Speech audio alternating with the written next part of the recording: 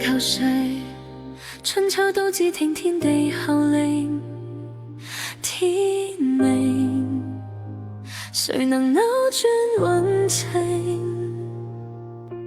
誰無誰，亂局亦一樣人定，誰在篡改劇情？別高興，別以為叫始祖，萬歲千歲都會以你意願來營造。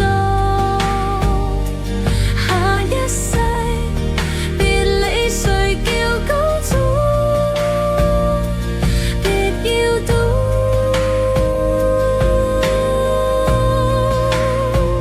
天命最高。